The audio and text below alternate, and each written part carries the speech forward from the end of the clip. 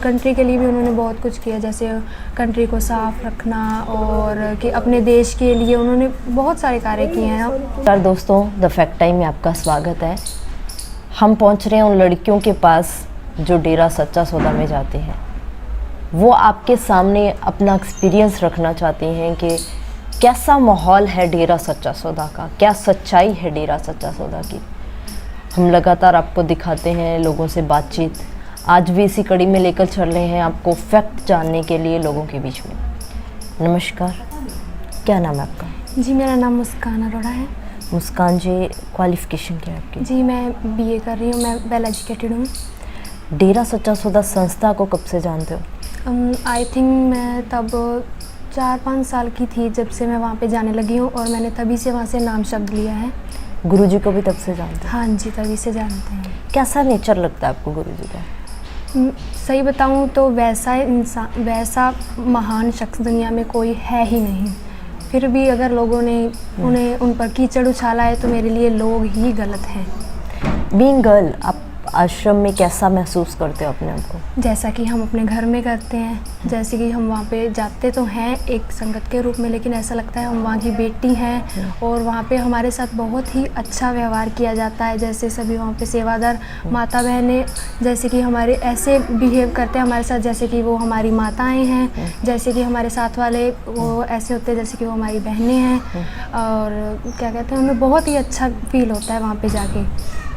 ऐसी कोई बात नहीं है कि हमें लगे कि हाँ हम यहाँ पे सेफ़ नहीं हैं, हम वहाँ पे बहुत ही सेफ़ फील करते हैं। वैसी कोई बात नहीं है जैसे लोगों ने वहाँ पे बना दी है। गुफा के बारे में देखा है आपने, कभी सुना है?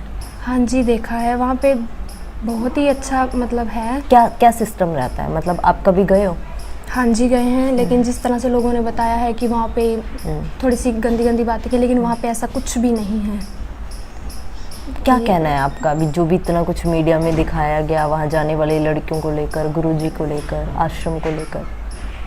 मेरे हिसाब से तो उन्होंने सिर्फ लोगों की बातें सुनी और बता दिया। मेरे ख्याल से उन्होंने बढ़ा चढ़ा कर सब कुछ बोला है, लेकिन वहाँ पे कुछ नहीं है। जैसे पिताजी ने लड़कियों के लिए वहाँ पे हॉस्टल वगैरह बनवाए, स्कूल बनवाए और लड़कियों को मतलब लड़कियों को खुद अपनी बेटी बना सकता है वो इंसान, मुझे नहीं लगता कि लड़कियों के बारे में ऐसा सोच भी सकता है। जैसा कि लोगों ने बताया कि हाँ भी लड़कियों को वो इस तरह से इस नज़र से देखते हैं, मुझे नहीं लगता कि ऐसा कुछ है। क्योंकि मैं जब भी वहाँ पे गई हूँ मैंने देखा है कि वो उन्होंने जब भी देखा है कि इतनी लड़कियों की उन्होंने शादी करवाई, उन्होंने सुख दुआ समाज को थर्ड जेंडर का दर्जा दिलवाया और उन्होंने इतनी वो क्या कहते हैं जो लड़कियाँ होती हैं कोठे में होती हैं उनको अपनी बेटी बनाया, उनकी शादी करवाई और उन्होंने क्या कहते हैं लड़कियों को कुल का क्राउन बनाया।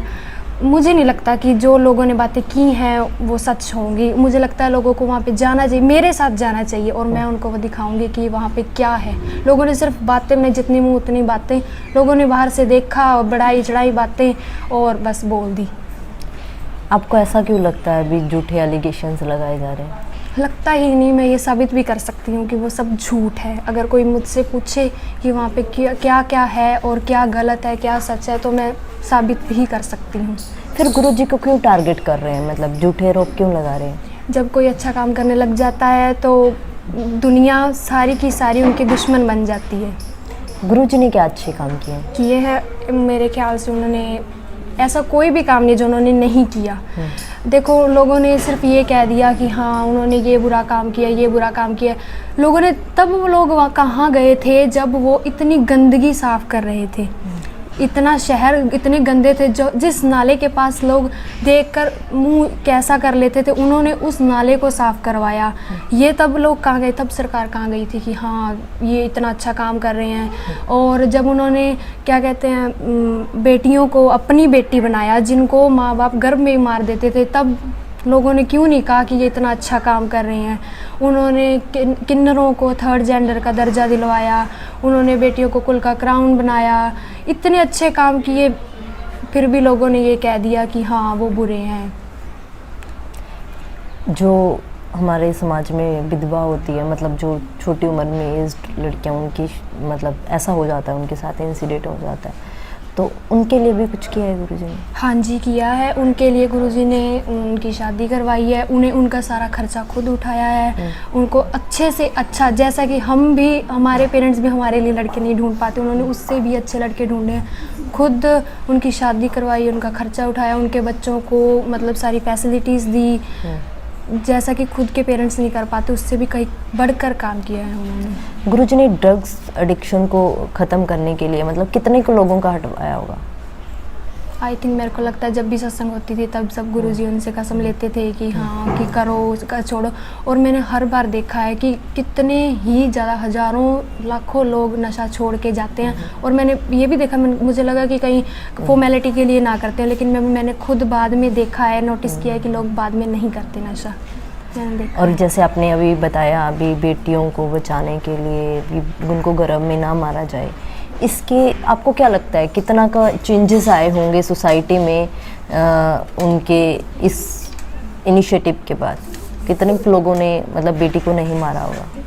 मैंने तो बहुत लोगों को देखा है। एक बात बताऊँ तो खुद मुझे गोद देने को तो लोग तैयार थे, और ये सच बात है कि मेरे घर वाले, मैं तीसरी बेटी थी तो मेरे को गोद देने को तैयार थे। पहले तो डेरे में कह दिया कि हम डेरे में दे देंगे, लेकिन गुरुजी की महिमा देखकर, उनके कार्य देखकर मेरे घर वालों ने मुझे रख लिया अपने पास।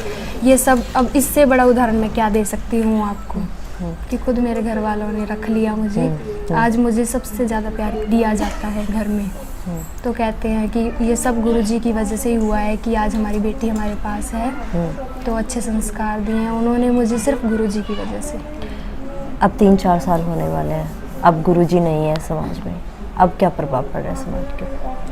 जो गुरुजी के पक्के सेवादार थे उनके ऊपर तो कोई भी असर नहीं है। लोग चाहे कुछ भी बोलें, जितना मर्जी बुरा बोले, उन्हें कुछ भी फ़र्क नहीं पड़ता, क्योंकि हर बार ऐसा ही होता है कि सच्चाई के रास्ते में बहुत सारी अड़चनें आती हैं, बहुत सारी मुश्किलें आती हैं, लेकिन वो सच्चे लोग ही होते हैं जो अपनी हिम्मत बनाए रखते हैं। आज भी लोग उनके दिखाए रास्ते पर चल रहे हैं। कुछ लोग हैं जो उनके बस लोगों की बातों में आकर बुरे बन गए हैं, लेकिन मुझे लगता है कि अब भी बहुत सारे लोग हैं जो उनके दिखाए रास्ते पर ज्यों के त्यों ही बने हुए हैं, वैसे ही चल रहे हैं, कुछ भी असर नहीं हुआ है। सोसाइटी के ऊपर क्या इम्पैक्ट आया? सोसाइटी, कुछ लोग तो हैं जो कि उनकी लोगों की बातें सुनकर मतलब उन लोगों की तरफ ही चले जा रहे हैं, लेकिन कुछ ऐसा नहीं है कि सभी बुरा प्रभाव पड़े, बहुत अच्छा प्रभाव पड़ा है। अभी लोग सोच रहे हैं कि जैसे उन्होंने फिल्में बनाई, पहले तो लोगों को समझ में नहीं आई कि ये फिल्में क्यों बनाई गई, लेकिन अभी वो जब देखते हैं ना, जैसी जैसी बातें, जैसे कि उन्होंने फर्स्ट फिल्म में उन्होंने दिखाया कि जैसे बेटियों को गोद लिया, कि शादी करवाई, तो वो हो गया, ठीक है। दूसरी फिल्म में उन्होंने आदिवासियों को बनवाया, तो लोग देख रहे हैं कि हाँ ये सच बातें हैं, ये उन्होंने वैसे ही फिल्म नहीं बनाई, ये सच्ची बातें थी, जो उन्होंने जो कार्य उन्होंने कर दिखाए हैं वो ही उन्होंने फिल्म में दिखाए हैं। और जो आगे वाली 2-3 फिल्में हैं वो कार्य अभी हम देख रहे हैं जैसे कि हो रहे हैं, अभी आगे भी बहुत कुछ होना बाकी है। आदिवासियों का क्या सच है? मतलब आदिवासी जैसे कि जानवरों की तरह ही रहते थे, जैसे कि उन्हें अच्छे ढंग से कपड़े न पहनना और अच्छा बिहेव ना करना, जानवरों की तरह रहना, उनको भी बहुत अच्छा मतलब बनना सिखाया, उनको कपड़े दिए, उनको रहने को घर दिए, उन्हें पढ़ना लिखना सिखाया, काम करना सिखाया। जैसे आदिवासी छोटी छोटी उम्र में मतलब कि शादी कर लेते थे, और उन्हें वो भी बताया कि हमें ऐसा नहीं करना चाहिए, वरना लड़कियों के जीवन पर बहुत प्रभाव पड़ता है इस बात का।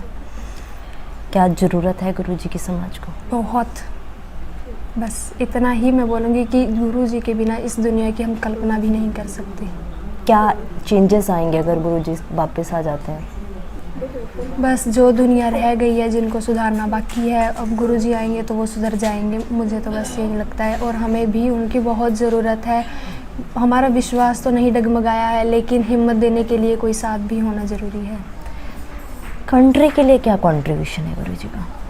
कंट्री के लिए उन्होंने बहुत कुछ किया है, अभी क्या बताएं जो उन्होंने नहीं किया।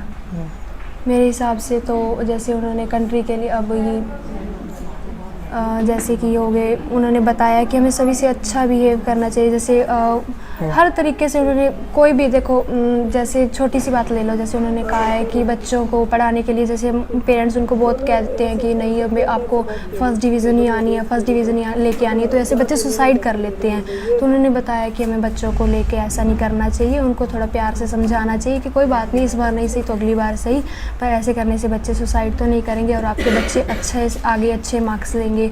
और कंट्री के लिए भी उन्होंने बहुत कुछ किया, जैसे कंट्री को साफ़ रखना और कि अपने देश के लिए उन्होंने बहुत सारे कार्य किए हैं, हम उनकी गिनती भी नहीं कर सकते। ऐसे क्या अपील करोगे आप समाज के लोगों से जिन्होंने मीडिया के द्वारा ही गुरुजी को जाना है, डेरा सच्चा सौदा को जाना है? मैं तो बस यही कहूँगी कि सिर्फ बाहर से देखकर ही अब सिर्फ उनको इस तरह से कहना ही ठीक नहीं है। मुझे लगता है कि आपको डेरा सच्चा सौदा को और गुरुजी को अच्छे से जानना चाहिए, जैसे कि मैंने जाना है।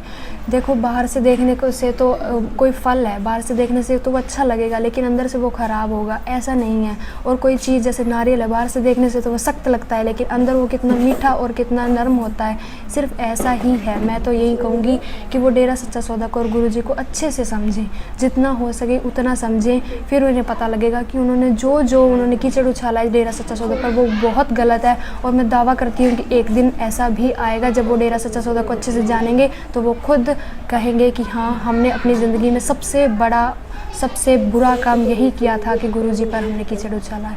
ये सबसे बुरा काम उन्होंने किया है और वो एक दिन ऐसा आएगा जिस दिन वो समझ जाएंगे तो वो माफ़ी की गुजारिश भी करेंगे। मुझे लगता है ऐसा होगा अगर वो समझेंगे तो। क्या अपील करोगे सरकार को? बस मैं तो यही कहूँगी कि बिना किसी वजह से, बिना किसी को जाने और बिना किसी वजह से किसी को भी इतनी बड़ी सज़ा देना बहुत बुरी बात है। मैं ये नहीं कहूँगी कि सरकार ने बहुत गलत काम किया है, सरकार तो अपना कार्य कर रही है।